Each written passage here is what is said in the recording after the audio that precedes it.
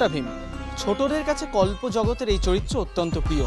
আর দক্ষিণদ্বার youth ফোরামের মণ্ডপে হাজির থাকছে ছোটা ভীম তার দলবল সমেত পরিবেশ সচেতনতার বার্তা নিয়ে।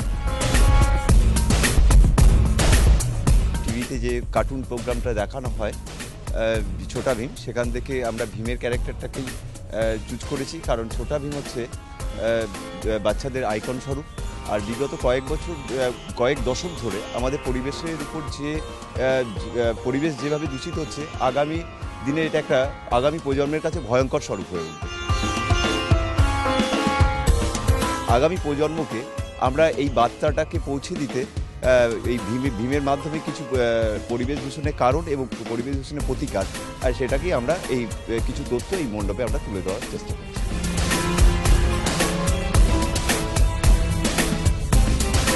আমাদের পুজো মণ্ডপে আমরা এবছর প্রত্যেক শিশু এবং শিশুর মায়েদের বলবো আমাদের পুজো মণ্ডপে এসে অবশ্যই পুজো দেখে যাবে।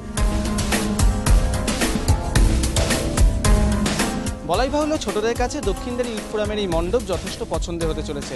বার্তা দেওয়ার ব্যাপারটি যেমন থাকছে, তেমনি কার্টুনের যে মজা সেটাও থাকছে অমলিন। একদিকে যেমন দূষণ বিনাশ করবে ছোটা ভীম, অন্যদিকে দেবী হাজির থাকবেন অস্ত্রহীনভাবে বৃক্ষরূপে। অরিজিৎ ভট্টাচার্য, এবিপি আনন্দ, কলকাতা।